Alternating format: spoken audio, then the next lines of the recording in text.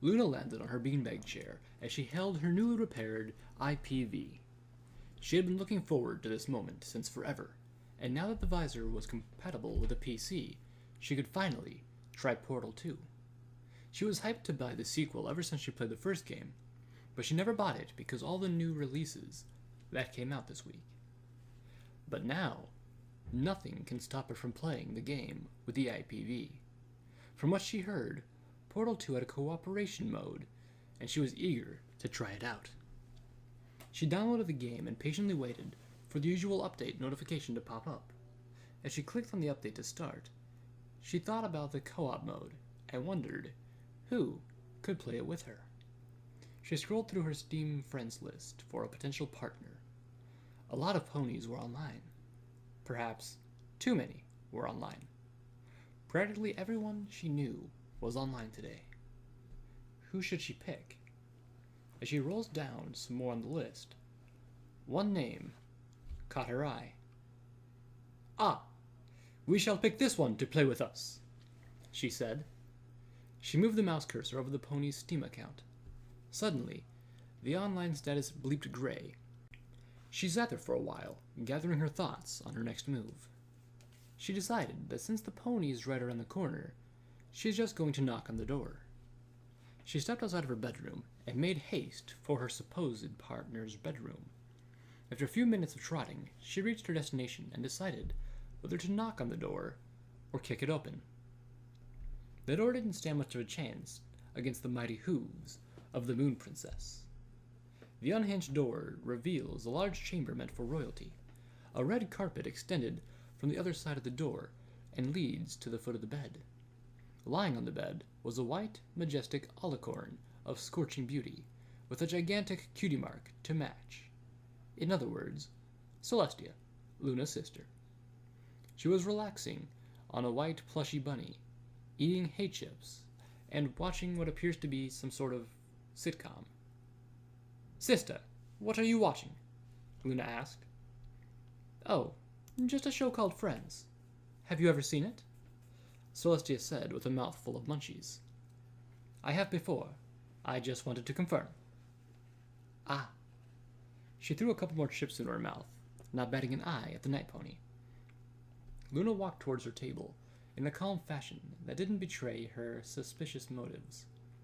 She then scooped up the furniture and flipped it over wildly. Thank Mother that there wasn't anything on there. Celestia didn't seem so pleased, however.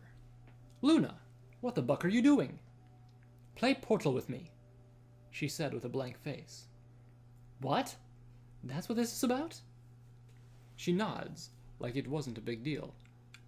Celestia huffed and puffed until she started storming around the room. She started flipping out on a nearby pile of papers on the desk, and chewing madly on a pillow. She gave out whines and uggs and moans as she complained about how Luna was so overdramatic about everything. Luna just stared at Celestia until she calmed down. "Are you done yet, Tia?" Luna said. Celestia lied on the bed exhausted, waving a tiny white flag. "Yes." "Can we play Portal 2 now? With IPVs, by the way." "Sure. Today's episode was a rerun anyway." Luna turned towards the mess of sheets everywhere. "Was that important?" "Just the peace treaty between the Griffonian and the Diamond Dog territories." "Will it be okay?" "Meh. Some pony will clean it up." Celestia sat upon a red velvet couch in her waiting room, waiting around for a certain night princess to join the lobby. In front of her was a table that was piled on high with magazines from Game and Hoof Informer and Pontendo Power. She was dressed in an orange jumpsuit and holds an orange portal gun in her hooves. She had just finished the latest edition of Desserts Monthly when Luna finally materialized in the room. "Finally? Where were you?" Celestia asked. Sorry. The game had an update for me to adjust the IPV," Luna said. Well, fine." She walked up to the doorway to the first level. "Just so you know, I haven't played the co-op campaign yet, so don't depend on me for everything." "Hey, I've played Portal 2 before. I think I know what I'm doing. Oh, please. I've seen you walk in circles for hours. That was because the turrets were targeting me, and I had to dodge around to avoid the missiles. Celestia paid no attention to her remarks and pressed the button. The door opens to a large, sanitary, circular room with windows that only projected fake images of grassy plains and sunlight. In the middle was a large machine that hung from the ceiling. Huge cable lines and wiring stuck out from chinks of its shell, and it had a huge lens to serve for an eye. Oh, hello there, test subjects. How are you doing this sunless, dreary day? It said in a monotone voice. Dear, I forgot how much of a prick Gladys could be, Celestia whispered to Luna. Hey, we're not pathetic, you know. We are the princesses of Equestria, Luna shouted. Yes, I know that, Gladys responded. And, from the wonderful scene of information known as the Internet, I know that one of you didn't stand a chance against a single bug. I laughed very hard that day. It goes like this. Ha ha ha. Luna smirked as she saw Celestia biting down hard on her lower lip. She knew all too well about Tia's embarrassing fight with Chrysalis. It was a fluke victory for Chrysalis anyway. I couldn't be connected to the sun because of Shining Armor's bubble shield, so I wasn't as strong at the time, Celestia insisted. Also, I just woke up from my nap before the wedding. I was tired. Celestia leaned towards Luna. Remind me to write a very strong letter to PIPE about this particular moment. Letting an AI have access to the internet?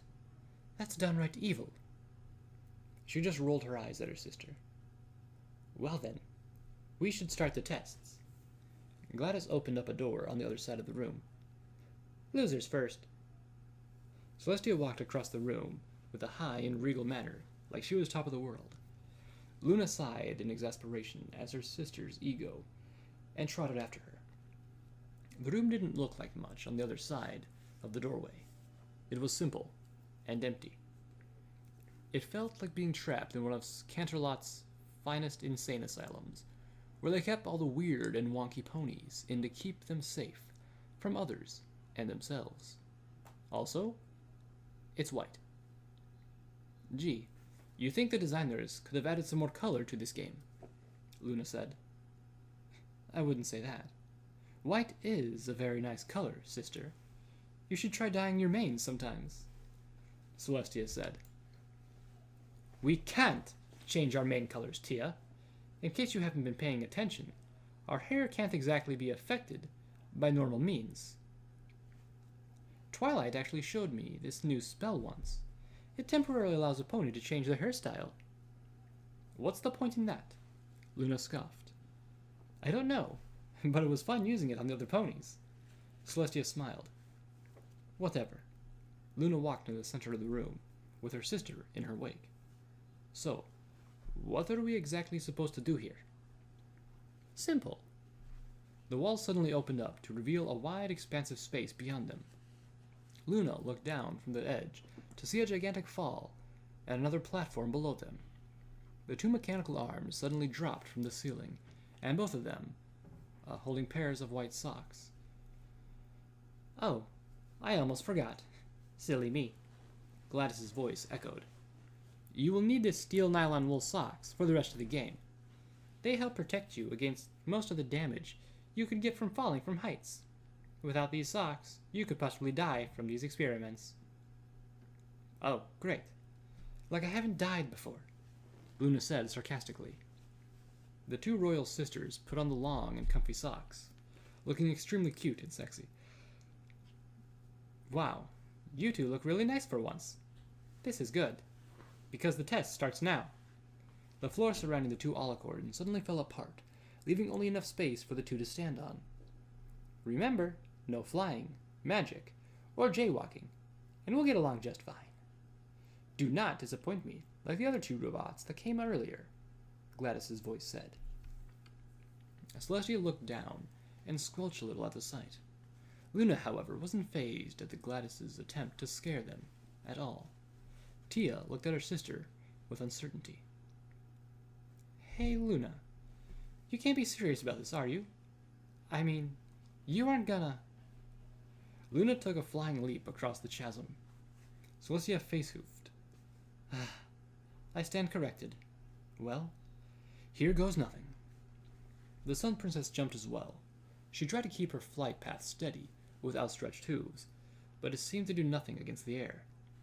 Luna, ahead, fired a portal against the wall, and fired another one above that one. She went through the pony-made passageway with ease. The nightmare dived out of her blue-colored hole and made a straight beeline for the platform below. She landed on the platform with grace and quickly looked around. Above her was a hoop of some sort, and next to her was a box of white metal balls.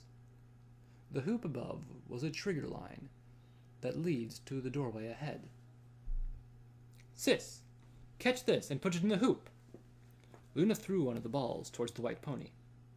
The ball then teleported in front of Celestia, and she caught it with her available hoof. You want me to do what? Celestia shouted. Just do a slam dunk on the hoop above me. Why can't you do that? It's too high. Celestia rolled her eyes at her sister's excuse and goes for the hoop. She started to lose altitude fast. Come on, come on! Celestia strained. With a deafening shockwave, she slammed the ball through the hoop with a sonic boom. The sound was enough to tremble the game codes, and the door opened up for the two sisters. The two of them, however, didn't notice it and assumed the hoop opened it. Tia, as much as I hate to admit it, that was awesome! Luna bro-hoofed her sister, or is it sis-hoofed? Well, your older sister does know a thing or two about sports, Celestia boasted. Too bad no pony cares. A camera popped out from the side of the wall. Well, the next test awaits. Celestia and Luna raced down the seemingly endless hall with an army of robot turrets behind them. The door ahead was slowly but surely closing in on them. Come on, sis. Faster, Celestia said. You think this is easy? My legs are tired, Luna huffed. I'm cutting your supply of moon pies after this is over. Hey, if it needs a break from snacks, it's you and those bucking cakes. Less talk, more running. Luna ducked down as a laser nearly grazed her starry mane. The tip of her horn wasn't so lucky. My horn! Luna cried. Celestia looked at Luna's stimulated burnt tip. She snickered. It looks bucking good on you, Luna. Shut up. The two slid underneath the doors, daring do style, and took a moment to breathe. Luna looked back to see the door still open, and a group of angry turrets still coming after them. Oh shit! She looked around for a button. Where is it? Where is it? She smacked a blue one, and the door immediately shut. Luna leaned against the wall and slides down to the floor. She was just plain exhausted after all that running. Her sister wasn't looking too hot either, as Celestia collapsed on the floor, holding her chest and breathing hardly. Forget sports, Celestia breathed. This is more than enough. Luna laughed at Celestia's comment. The white console wasn't that bad to Luna, but most of the games that turn up every now and then were of a bad quality. The only good ones were Legend of Luna, Mario, and Super Smash Bros. Brawl. She looked at the middle of the room to find a stand in the center. On top of it was a chocolate cake with strawberry toppings and pink candles. Oh no. Celestia, look. Luna poked the still body. Huh? What? Celestia looked at the direction of Luna's hoof. Oh no. Is this the end? She whispered. Well, we did go through quite a few rooms. Still, I can't believe we finished the game today. The two heard Gladys from somewhere. humming a tune that sounded dreadfully like a birthday song.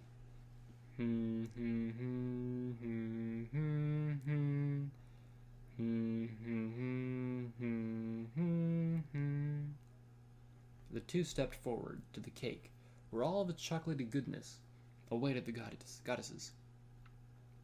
Celestia looked at the cake with obvious desire, but also a shine of uncertainty, as the cake could mean the end to everything. The sun goddess raised a hoof to have a bit of frosting, but held back at the last moment.